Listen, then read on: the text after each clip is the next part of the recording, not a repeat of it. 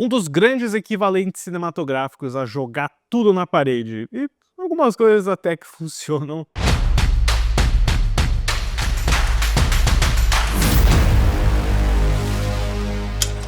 Olá, fãs da sétima arte, meu nome é Lucas Nascimento e esse é o Lucas Filmes. E um pouquinho antes aí da estreia de Kraven o Caçador, pra gente ver o que o Avi Arad aprontou com seu tratamento aí de personagens da Marvel dentro da Sony. Inclusive, né, a Sony liberou os 8 primeiros minutos de Kraven no YouTube, pessoal. Eu nunca vi um estúdio soltar os primeiros 8 minutos de um filme antes dele estrear. Não depois, não durante o lançamento digital, mas antes. Enfim, eu tô aqui para finalizar esse micro especial que eu montei essa semana, falando sobre o espetacular Homem-Aranha 2, A Ameaça de Electro, filme de 2014, dirigido mais uma vez pelo Mark Webb. Mas antes eu pedi para você curtir esse vídeo, se inscrever no canal e ativar o sininho para não perder notificação dos próximos vídeos. Bom, a gente lembra muito bem sobre como o Homem-Aranha 3, apesar de ser um filme que eu gosto bastante, acabou extremamente prejudicado e inchado pela grande interferência do Avi Arad no trabalho criativo do Sam Raimi, o diretor da trilogia inteira,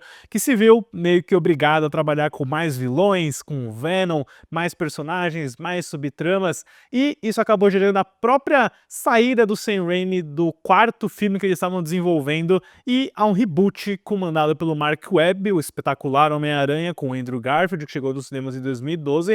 E aquele filme foi um sucesso moderado, ele fez a sua grana, teve uma recepção de crítica até que ok, algumas pessoas gostaram bastante, ele ainda é até hoje uma versão do personagem muito adorada por uma parcela dos fãs. Então, antes mesmo do espetacular Homem-Aranha 1 chegar nos cinemas, a continuação já tinha sido aprovada pela Sony e ela sairia 2 anos depois. Então, eu enxergo o espetacular Homem-Aranha 2 em muitos aspectos de desenvolvimento com uma correção de curso, porque eu sinto que eles tiveram diversas reclamações com aquela versão do Peter Parker, com aquela versão do Homem-Aranha, o elemento de história, por ele ser muito mais sério e dark, eles queriam que esse segundo filme fosse mais leve, aventuresco. A gente vê que o Peter Parker desse filme é radicalmente diferente daquele do primeiro, nem parece o mesmo personagem, a roupa muda drasticamente e eu sei que eu sou um dos únicos defensores da roupa do primeiro filme, eu não falei isso no vídeo, mas eu gosto daquela textura, daquela vibe,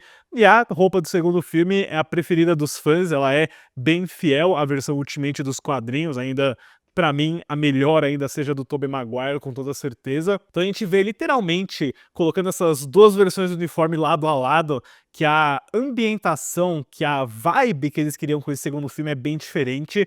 Eles chegam a ter um roteiro do James Vanderbilt, roteirista do anterior, mas não dura tanto, acho que muito rapidamente eles já têm um novo tratamento do Roberto Orci e do Alex Kurtzman, aquela ex-dupla extremamente confiável que lidou com os filmes de Transformers, por exemplo. Eles fazem uma revisão do roteiro e depois uma outra passagem é feita pelo Jeff Pinkner. Todos eles acabam creditados no roteiro e eu imagino que devam existir diversas outras revisões não creditadas, porque além de ser uma continuação, uma correção de curso, um filme isolado, o espetacular Homem-Aranha 2 está sendo desenvolvido depois do sucesso gigantesco do Vingadores do MCU, que saiu no mesmo ano do espetacular Homem-Aranha, e aquele filme, quando ele chega e é um sucesso e comprova que aquele modelo de filmes interconectados iria dar certo, todo mundo tenta copiar, né? A DC tenta fazer isso com Batman vs Superman, a Universal tenta fazer isso com o filme da Múmia com Tom Cruise, e o Avi Arad enxerga aí um potencial de ter um grande universo compartilhado de personagens do Homem-Aranha, né? Ele já estava aí com o seu desejado filme do Venom na cabeça, ele queria fazer um filme do Sexteto Sinistro, e ele coloca aí no espetacular Homem-Aranha 2 muita coisa, né? Não é apenas um filme do Peter Parker, você vai ter personagens menores ali com quem ele sonha em fazer spin-offs, pistas de diversos outros vilões escondidos por aí, e ele acaba se transformando numa espécie de Frankenstein, e eu sinto que ele é o Batman vs Superman antes do Batman vs Superman, e é engraçado como esse fenômeno entre esses dois filmes é muito parecido, né? Você tem um reboot mais dark, pé no chão, de um personagem bem colorido, onde o desejo de fazer um universo compartilhado é maior do que aquele de fazer um filme, e os dois acabam meio que tropeçando entre si, né? E o espetacular Homem-Aranha 2, ele conta com o retorno do Mark Webb, com mais dinheiro. Esse filme custou quase 300 milhões de dólares, ele foi rodado inteiramente em Nova York. Uma queixa do filme anterior, da qual eu concordo, é que aquele filme não parecia tanto Nova York, não aproveitava tanto a ambientação que os filmes do Sam Raimi fizeram. E aí, pra isso daqui, grava em Nova York inteiro. Ninguém vai pra Los Angeles, não. Esse filme vai ser 100% Nova York. E o resultado, que chegou nos cinemas em 2014, 10 anos atrás, 10 anos e meio atrás, né? 10 anos e 6 meses atrás, mais ou menos. É um filme que, sim, objetivamente falando, ele é pior do que o anterior. Ele é uma bagunça, uma zona incompreensível do ponto de vista narrativo, mas paradoxalmente, ele consegue ser até melhor em diversos aspectos do primeiro, justamente pela anarquia e o caos de tentar tudo.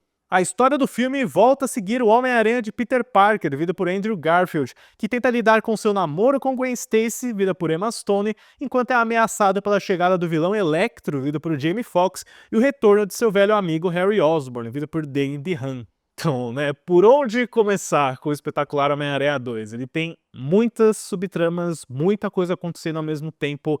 Eu lembro que eu achei um grande erro o fato deles introduzirem o Harry Osborn nesse filme e já fazer com que ele virasse o Duende Verde no final. São coisas que o Sam Raimi precisou de 3 filmes para construir e eles acham que vão fazer em um filme inteiro de uma forma satisfatória. Não, isso não acontece. Apesar de eu achar o Dane DeHaan um bom ator, ele não é tão bom pra fazer um vilão meio megalomaníaco. Ele é muito melhor no Poder Sem Limites, por exemplo, de 2012, mas é um arco muito corrido, muito apressado, que garante aí uma caracterização de Duende Verde que é ridícula. Eu não sei como alguém aprovou isso daí. A máscara e a roupa Power Ranger não parecem tão ruins agora, né? E além disso, a gente tem o grande vilão do Electro, do Jamie Foxx, que é literalmente a mesma coisa. É o charada do Jim Carrey, do Batman Eternamente. É o cara que é um nerdão bem cartunesco. O Jamie Foxx literalmente faz um personagem de desenho animado nesse filme. E aí ele acaba sofrendo um acidente e se transforma num vilão que agora quer destruir o herói dele. É a mesma coisa do charada, mesmo arco de personagem. E beleza, eu acho que o Electro ele é um vilão bem mais interessante, apesar dele ser bem bobalhão, dele ser bem unidimensional. Acho que o Mark Webb encontra um tema legal dele querer ser visto, né? O embate do Electro com o Homem-Aranha na Times Square é uma grande cena, eu acho ela muito bem feita. Pra mim, é melhor do que qualquer coisa que tem do primeiro filme, e o Mark Webb é um ponto que eu vou destacar aqui. A evolução dele como diretor é notável, mas eu também gosto dessa caracterização azulada do Electro, desse mix de efeito visual com maquiagem, da forma como os poderes dele são usados contra o Homem-Aranha. De cara, sim, ele é um destaque positivo, com toda certeza, mas aí você tem a história de o Homem-Aranha não saber se ele vai ficar com a Gwen Stacy. Eles terminam e voltam algumas vezes no filme. Ele é assombrado pelo fantasma do Capitão Stacy por conta da promessa que ele quebrou, ao mesmo tempo em que ele ainda é um grande piadista. Ele resolve vários crimes em Nova York. Eles tentaram correr com isso, né? Porque o primeiro filme também, na minha opinião, não te dá um senso do quão popular o Homem-Aranha é pra cidade. E aí desse filme, do nada, você pode comprar roupas do Homem-Aranha na loja da esquina. Ele se tornou esse nível de ícone popular. E você tem de novo toda essa trama dos pais dele, da conexão com a Oscorp, e aquele elemento de mistério que já não era tão bom no primeiro fica meio pior aqui, porque a grande twist, né, o segredo não revelado que estava no marketing do primeiro, é a de que o pai do Peter Parker injetou o sangue dele nas aranhas geneticamente modificadas no qual ele estava trabalhando. Então, isso garante que se aquela aranha morder o Peter Parker, ele vai virar o Homem-Aranha, ele está predestinado a ser o Homem-Aranha. Se a aranha morde qualquer outra pessoa, ela vira um monstro que nem o Duende Verde, né? Então, isso é um ponto bem questionável e que eu não gosto. Eu acho que poucas pessoas gostam dessa ideia, porque elimina o fator aleatório, né? De que qualquer pessoa poderia ter sido Homem-Aranha. Não, o Peter Parker literalmente está desde o berço preparado para ser o Homem-Aranha. Isso é meio decepcionante. Eu não gosto tanto dessa vibe de espionagem que os pais do Peter têm, né? Tem toda uma sequência de ação dos dois num avião no começo, e isso tá meio que entrelado com o Harry tendo uma doença misteriosa que também tá matando o pai dele. O Norman Osborn, do Chris Cooper, morre no começo do filme, e ele tá desesperado pra ter o sangue do Homem-Aranha pra encontrar um tipo de cura. E assim, o nível de tagarelice desse roteiro é tão grande que o Harry Osborn se injeta com o sangue do Homem-Aranha, ele começa a sofrer com a transformação, e é uma cena boa até, e aí ele, desesperado, entra dentro de um traje do Duende Verde pronto, com planador, armas e tudo, e o traje começa a curar ele. Assim, né, eu não sou de ficar apontando buraco de roteiro em filme, né, eu não sou o Cinema Sins da vida, eu não gosto muito desse tipo de tratamento pra arte, cinema, mas se o cara não tá morrendo aí com sangue, ele não poderia ter ido direto pro traje, né, se ele tá sofrendo com essa doença e, aparentemente, o filme deixa a gente acreditar que o traje de fato curou ele. Enfim, não faz muito sentido o texto aí do Orsi, Kurtzman, Pinkner, Vanderbilt certamente não conversa entre si em diversos aspectos. A Mary Jane Watson estava nesse filme, a Shailene Woodley gravou várias cenas, todas foram cortadas porque ele é de fato muito inchado. Tem a Felicity Jones aparecendo como uma gata negra, ou Felicia, que ia ser a gata negra num spin-off. Tem o Paul Giamatti como Rhino na performance mais exagerada que você pode imaginar, hein? A sequência inicial, e eu já puxo aí o gancho pra falar do Mark Webb, é inspirada. Acho que o Mark Webb melhora bastante o trabalho dele visual, de direção e de espetáculo. Acho que esse filme honra o título de Amazing, de espetacular, porque tanto essa primeira sequência, que é bem desenho animado, ela é bem alegre, animada, cheia de boas ideias, encenações, o senso de humor do Peter Parker tá muito ativo, assim como a sequência da Times Square, que eu já comentei, que eu acho excelente. A maioria dos embates do Homem-Aranha com os vilões, o clímax é bem interessante, com exceção daquela ideia tosca dos aviões que vão se bater, é bem copiado do Batman, né? Eu sinto que eles tentaram fazer duas coisas do Cavaleiro das Trevas aqui, que é matar a namorada, mataram a Rachel Dawson, mataram a Gwen Stacy, e tem um clímax onde você tem esse grande perigo com embarcações com pessoas, e elas estão prestes a morrer. No filme do Nolan eram as bombas, e aqui são dois aviões aleatórios que estão indo se bater, né? Um elemento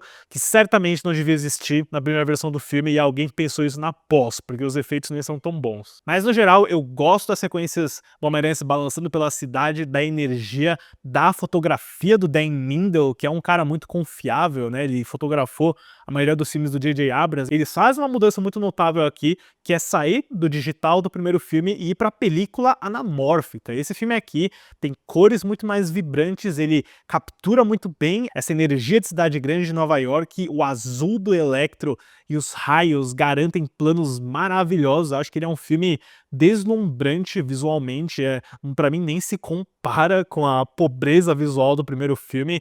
E eu destaco também, né, outro avanço grande para mim, a trilha sonora do Hans Zimmer e o Magnificent Six, né? Ele montou um grupo de músicos ali com o Johnny Marr, o Pharrell Williams, o Junkie XL, e a trilha sonora do espetacular Homem-Aranha 2 é fenomenal. O tema do Homem-Aranha é heróico e espalhafatoso de uma forma bem satisfatória. O tema do Electro, que é um dubstep, é muito bom. Até o tema do Duende Verde, sabe? O Duende Verde do Andy Ham é muito bobo, é muito tosco, mas o tema musical dele te dá um mínimo de ameaça. E olha que ele é bem simples, eu gosto bastante da trilha do filme. Tem o final aí marcante da morte da Gwen Stacy, que na minha opinião não foi nenhuma surpresa, né? Eu acho que a gente já estava esperando que isso fosse acontecer pelas pistas que o próprio filme te dá, e eu tenho sentimentos conflitosos com essa cena, né? Porque pela forma como ela é filmada, você já sabe que ela vai morrer, né? Você não tem muito choque, a surpresa, ela simplesmente tá te telegrafando, tem a mãozinha em CGI de teia que não consegue pegar ela, mas eu acho que, de novo, né, o Andrew Garfield entrega essa cena muito bem, a dinâmica dele com a Emma Stone, mais uma vez, é notável, é bem perceptível. O Mark Webb, ele manda muito bem nesses momentos, né, de personagens conversando, trocando sentimentos, se relacionando.